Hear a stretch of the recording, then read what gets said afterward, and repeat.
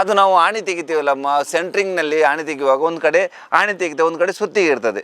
ಅಂಥ ಸುತ್ತಿಗೆಯಲ್ಲಿ ತಲೆಗೆ ಹೊಡೆದಿದ್ದಾನೆ. ಆವಾಗ ಏನಾಯಿತು, ತಂದೆಯ ತಲೆಗೆ ಒಂದು ಸುತ್ತಿಗೆಯಲ್ಲಿ ಬಡಿತಾನೆ. ಹೆತ್ತು ಸಾಕ್ಲಿಕ್ಕೆ ಎಷ್ಟು ಕಷ್ಟಪಟ್ಟಿರ್ಬೇಕು. ಆ ಮಗನೇ ತಾಯಿಗೆ ಹೊಡೆಯುವಾಗ ಎಂಥ ದುಃಖ ಆಗ್ತದೆ. ಯಾಕೆಂದರೆ ಅವ್ರು ಎನ್ಸ್ಕೊಳ್ಬೋದು, ಒಂದು ಕಡೆ ತಂದೆ ಏನಾದರೂ ಮಗನಿಗೆ ಬೈದರೆ ಅದು ಸಪೋರ್ಟಿಗೆ ತಾಯಿ ಸಹ ಅದು ಗಂಡನೊಟ್ಟಿಗೆ ನಿಲ್ತಾರೆ. ಆವಾಗ ಇವನಿಗೊಂಥರ ಈಶ್ವರ್ ಮಲ್ಪೆ ಅವರೇ, ಇವತ್ತಿನ ಪೇಪರ್ ಅಂತೂ ಓದಿರ್ತೀರ ನೀವು. ಹೆಚ್ಚಾಗಿ ನಿಮಗೂ ಗೊತ್ತಂದ್ರೆ ಮಲ್ಪೆಯಿಂದ ಬೈಕಾಡಿ ಇಲ್ಲೇ ಹತ್ರ, ಅದನ್ನು ವಿಶೇಷವಾಗಿ ನಿಮ್ಮ ಮಲ್ಪೆ ಮೀನನ್ನ ಟೆಂಪೋದಲ್ಲಿ ಸಾಗಿಸ್ತಾ ಇದ್ದಂಥವ್ರು ಅವ್ರ ಮಗಾನೇ ತಂದೆ ತಾಯಿಯನ್ನ ಹತ್ಯೆ ಮಾಡ್ತಾನೆ.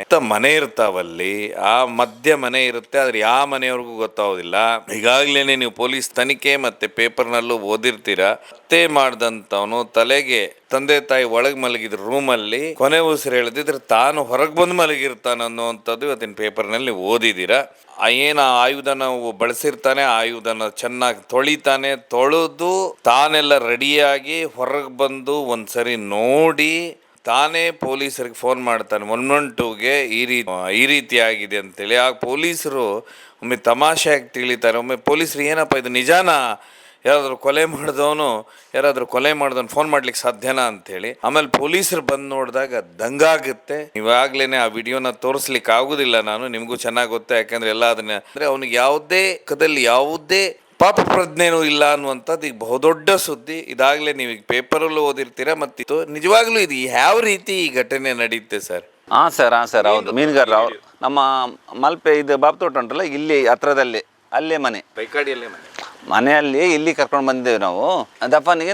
ಅವ್ರ ಮನೆಗೆ ಇಲ್ಲೊಂದು ಮನೆ ಇದೆ, ಇಲ್ಲಿ ತಂಗಿ ಮನೆಗೆ ಬಂದಿದೆ. ಮನೆ ಹತ್ರನೇ ಇಲ್ಲಿ 1.5 ಕಿಲೋಮೀಟ್ರು. ಆದ ಘಟನೆ ಅಂದರೆ ತುಂಬ ಬೇಸರ ಆಗ್ತದೆ. ಮಕ್ಕಳೇ ತಂದೆ ತಾಯಿಯನ್ನು ಕೊಲ್ತಾರೆ ಅನ್ನೋದು ಎಂಥ ಈಗ ಪರಿಸ್ಥಿತಿ ಬಂದಿದೆ. ಜನ್ಮ ಕೊಟ್ಟ ತಂದೆ ತಾಯಿ ಆ ಮಕ್ಕಳನ್ನು ಬೆಳೆಸಲಿಕ್ಕೆ ಎಷ್ಟು ಕಷ್ಟಪಡ್ತಾರೆ ಅಂದರೆ, ಆ ಮಕ್ಕಳು ಖಾಲಿ 9 ತಿಂಗಳು ಹೊತ್ತು ಸಾಕಿ ಸಲಹಿದ ತಂದೆ ತಾಯಿನ ಈ ಮಕ್ಕಳು ಈ ರೀತಿ ಮಾಡ್ತಾರೆ ಅಂದರೆ ತುಂಬ ಬೇಸರ ಆಗ್ತದೆ ತಾಯಿ. ಯಾಕೆಂದರೆ ಆ ಮಕ್ಕಳಿಗೆ 18ರಿಂದ 19 ವರ್ಷ ಬೆಳೆಸಲಿಕ್ಕೆ ತುಂಬ, ಏಕೆಂದರೆ ಅವರು ಎಷ್ಟೋ ಕೆಲಸಕ್ಕೆ ಸಾಲ ಮೂಲ ಮಾಡಿ ದುಡ್ದು ಅಷ್ಟು ದೊಡ್ಡದು ಮಾಡ್ತಾರೆ. ಆ ಮಕ್ಕಳು ಯಾವುದೋ ಒಂದು ಮಾದಕ ವಸ್ತುವಿನಿಂದ ಈ ಥರ ಆಗಿ ಒಂದು ತಂದೆ ತಾಯಿಯನ್ನೇ ಕೊಲ್ತಾರೆ ಅಂದರೆ ತುಂಬ ಬೇಸರ ವಿಷಯ. ನಾನು ಓದಿದಾಗ ಒಂದು ಪೇಪರಲ್ಲಿ ಅವರು ಏನು ಮಾಡ್ತಾನೆ ಅಂದರೆ, 2 ಒಳಗೆ ಹೋದಾಗ ತಂದೆ ತಾಯಿ ಮಲಗಿದಾಗ ಯೋಚನೆ ಮಾಡಿ, ಯಾಕೆಂದರೆ ಅವನು ಮಾನಸಿಕ ಸೀಮಿತನಾಗಿದೆ. ಯಾಕೆಂದರೆ ಒಂದು ಕೆಲಸಕ್ಕೆ ಹೋಗ್ತಾ ಇಲ್ಲ. ಒಂದು ಕಡೆ ತಂದೆ ಏನಾದರೂ ಮಗನಿಗೆ ಬೈದರೆ ಅದು ಸಪೋರ್ಟಿಗೆ ತಾಯಿ ಸಹ ಅದು ಗಂಡನೊಟ್ಟಿಗೆ ನಿಲ್ತಾರೆ. ಆವಾಗ ಇವನಿಗೊಂಥರ ಮಾನಸಿಕವಾಗಿ ನೆಮ್ಮದಿ ಕಳ್ಕೊಳ್ತಾನೆ. ಯಾಕೆಂದರೆ ತಂದೆ ತಾಯಿ ಇಬ್ಬರು ಸಹ ನನಗೆ ಬೈತಾ ಇದ್ದಾರೆ ಅಂತೇಳಿ ಭವಿಷ್ಯಕ್ಕೋಸ್ಕರ ತಂದೆ ತಾಯಿ ಹೇಳ್ತಾರೆ. ಖಂಡಿತವಾಗಿ 31 ವರ್ಷ ಆಗಿರ್ತಾನೆ, ಹೌದು, ಅದಕ್ಕೋಸ್ಕರ ಅವನು ದುಡಿಲಿ ಅಂತೇಳಿ ಅವರು ಬೈತಾ ಇರ್ತಾರೆ. ಆದರೆ ಇದು ಏನಾಯ್ತು, ರಾತ್ರಿ ಎಲ್ಲ ಯೋಚನೆ ಮಾಡಿಕೊಂಡು ತಂದೆಯ ತಲೆಗೆ ಒಂದು ಸುತ್ತಿಗೆಯಲ್ಲಿ ಬಡಿತಾನೆ. ಬಡ್ದು ತಲೆಗೆ ಬಡ್ತಾ ಅವ್ರು ಮರಣ ಒಂದು ಸಂದರ್ಭ ತಾಯಿ ಸಹ ಅಪೋಸ್ ಆದರೆ ತಾಯಿಯ ಮುಖಕ್ಕೆ ತಲೆಗೆ ಮತ್ತೆ ಅವನು ಬಡಿತಾನೆ.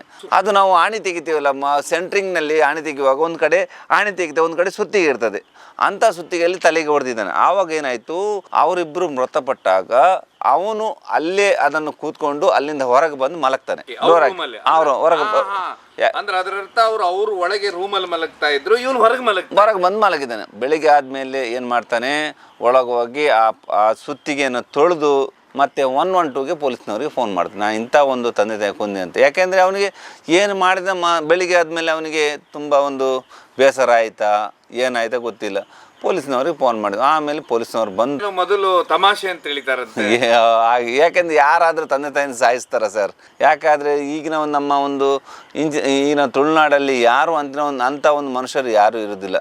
ಅಂಥದ್ರಲ್ಲಿ ಮಕ್ಕಳು ತಂದೆ ತಾಯಿನ ಕೊಲ್ಲಿಕ್ಕೆ ಆಗೋದೇ ಇಲ್ಲ. ಆ ರೀತಿಯಾಗಿ ಯಾರು ಪೊಲೀಸ್ ನಿಲಯಕ್ಕೆ ಸಹ ಒಂದ್ಸಲ ಬೆಚ್ಚಿ ಬೀಳಿಸ್ತಾರೆ. ಆದ್ರಿಂದ ಆ ರೀತಿ ಆಗಿರ್ಬೋದು. ನಾನು ಕೇಳ್ಪಟ್ಟೆ, ತಂದೆ ಮಗ ಸೇರ್ಕೊಂಡೆ ಮನೆ ಹೊರಗೆ ಗಾಡಿ ರಿಪೇರಿ ಎಲ್ಲ ಮಾಡ್ತಿದ್ರು, ಒಟ್ಟಿಗೆ ಮಾಡ್ತಿದ್ರು ಎಲ್ಲ ಕೇಳ್ಬಿಟ್ಟಂಗೆ. ಯಾಕೆ ನಮ್ಮ ಸಹ ಹೇಳ್ತಿದ್ದಾರೆ, ಒಳ್ಳೆ ರೀತಿ ಹಿಂಗೆ ಅಪ್ಪ ಮಗ ಒಟ್ಟಿಗೆ ಇದ್ರು. ಅವ್ರೇನು ಮೀನ್ ತರೋದು ಕೊಡೋದು ಎಲ್ಲ ಮಾಡ್ತಿದ್ರು, ಮೀನು ಮಾರ್ಕೆಟ್ ಮಲ್ಪೆಯಿಂದ ತಂದು ಮೀನು ಮಾರ್ತಿದ್ರು ಅಂತ ಹೇಳ್ತಿದ್ರು. ಈ ರೀತಿಯಾಗಿ ತಂದೆನ ಕೊಂದ ತುಂಬಾ ಬೇಸರ ಆಗ್ತದೆ ಸರ್. ಅಲ್ಲ ಸರ್, ಈಗ ಒಂದು ನಿಮ್ಗೆ ಆಶ್ಚರ್ಯ ಅನಿಸ್ಲಿಲ್ವಾ? ಏನೇ ಮಗನ್ನ ತಂದೆ ತಾಯಿನ ಕೊಂದು ಆರಾಮ ಹೊರಗೆ ಮಲಗಿದಾನಂದ್ರೆ? ಅದೇ ನನ್ಗೆ ಯಾರಾದ್ರೂ ಅದೇ ಹೇಳ್ತಾರಲ್ಲ, ತಂದೆ ತಾಯಿನ ಒಳಗೆ ಮಲಗಿಸಿ ಇವನು ಹೊರಗಡೆ ಮಲಗಿದ ಯಾವ ಮನುಷ್ಯನಂತ. ಯಾಕೆಂದ್ರೆ ನನಗೆ ನನ್ನ ಡೌಟಲ್ಲಿ ಯಾವನೋ ನಶೆಯಲ್ಲಿ ಇದ್ದಿರ್ಬೋದು, ಅವನಿಗೆ ಆ ರೀತಿ ಆಗಿರ್ಬೋದು. ತುಂಬ ದುಃಖ ಆಗ್ತದೆ ಸರ್. ಯಾಕೆಂದರೆ ಆ ಮಗುವನ್ನು ಅವರು 9 ತಿಂಗಳು ಹೊತ್ತು ಹೆತ್ತು ಸಾಕ್ಲಿಕ್ಕೆ ಎಷ್ಟು ಕಷ್ಟಪಟ್ಟಿರ್ಬೇಕು. ಆ ಮಗನೇ ತಾಯಿಗೆ ಹೊಡೆಯುವಾಗ ಎಂಥ ದುಃಖ ಆಗ್ತದೆ. ಯಾಕೆಂದರೆ ಅವ್ರು ಎನ್ಸ್ಕೊಳ್ಬೋದು ಇಂಥ ಮಕ್ಕಳನ್ನು ಹೆರೋದಕ್ಕಿಂತ ಆವಾಗಲೇ ಕುತ್ತಿಗೆ ಇಟ್ಕೊಂಡು ಸಾಯಿಸಿಬಿಡ್ಬೋದಿತ್ತು. ಯಾಕೆ ಹೆರೋದೇ ಬೇಡ ಅಂತ ಆಗ್ಬೋದಿತ್ತು. ಯಾಕೆಂದರೆ ಆ ಸಣ್ಣ ಆ ಮಗುವಿಗೆ ಹಾಲು ಕೊಟ್ಟು ಆ ಮಗನು 30 ವರ್ಷ ಸಾಕಿ ಸಲಹಿದ ಮಗನೇ ಕೊಲೆ ಮಾಡ್ತಾ ಅಂತ ಹೇಳಿದ್ರೆ ಎಷ್ಟು ಬೇಸರ ಆಗ್ತದೆ. ಈ ರೀತಿ ನಾನು ಹೇಳೋದು ನಮ್ಮ ಕರ್ನಾಟಕದ ಎಲ್ಲಿ ಸಹ ಆಗಬಾರ್ದು, ಯಾರು ಮಾಡಬೇಡಿ. ನಾನು ಯಾಕೆಂದರೆ ಒಂದು ತಂದೆ ತಾಯಿ ನಮಗೆ ಉಂಟಲ್ಲ, ಜನ್ಮ ಕೊಟ್ಟ ತಂದೆ ತಾಯಿ ದೇವರಿಗೆ ಸಮಾನ. ಯಾಕೆಂದರೆ ಮೊನ್ನೆ ನಾನು ಮುಂಬೈಯಲ್ಲಿ ಒಂದು ವಿಡಿಯೋ ನೋಡಿದ್ದೀನಿ, ಕೇವಲ ಮೊಬೈಲ್ ಹುಚ್ಚಾಟಕ್ಕೆ ಆ ತಂದೆ ಮಗನನ್ನು ಬದುಕಿಸ್ಲಿಕ್ಕೆ ಹೋಗಿ ಆ ತಂದೆಯೇ ಆ ಗುಡ್ಡದ ಮೇಲೆ ಎಳ್ಕೊಂಡು ಹೋಗ್ತಾನೆ.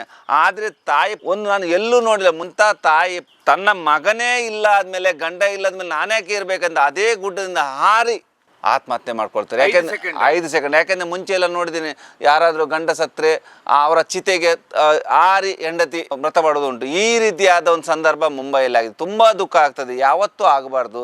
ಯಾಕೆಂದರೆ ಆ ಮಗನಿಗೆ ನೋಡಿ ಕನ್ವಿನ್ಸನ್ ಮಾಡಬೇಕಿತ್ತು. ಯಾಕೆಂದರೆ ಅವರನ್ನು ಆ ಮಗನನ್ನು ಬಚಾವ್ ಮಾಡೋದು ಮುಂಚೆನೆ ಅಲ್ಲಿ ನೋಡಿ ಎಷ್ಟೆರಪುಂಟು ಎಂಡೆರಪುಂಟು ಎಲ್ಲರೂ ಬಂದಿದ್ದಾರೆ. ಆದರೆ ಇವ್ರು ನೋಡಿ ಅಷ್ಟೊತ್ತಿಗೆ ಹೋಗೋದಕ್ಕೆ ಮುಂಚೆ ಕೆಳಗಡೆ ಜಾಲರಿ ಹಾಕಿದ್ರು ಸಹ ಇವ್ರು ಯಾರು ಬಚಾವ್ ಮಾಡ್ಲಿಕ್ಕೆ ಅವ್ರ ಸೊಂಟಕ್ಕೊಂದು ಹಗ್ಗ ಹಾಕ್ಕೊಳ್ಬೇಕಿತ್ತು. ಯಾಕೆಂದರೆ ಅವನು ಬಿದ್ದರೂ ಸಹ ಇವರು ಬಚಾವ್ ಆಗ್ತಿದ್ರಲ್ಲ ಅಂತ. ಅದು ಮುಂಜಾಗ್ರತೆ ಕ್ರಮ ಕೈಗೊಳ್ಬೇಕಿತ್ತು. ಯಾಕೆಂದರೆ ಕಾಲಿವಾಗಿ ಎಳಿಲಿಕ್ಕೆ ಹೋದರೆ ಅವ್ನು ಹೇಳಿದ ಕೆಳಗನೆ ಆಗ್ತಾನೆ.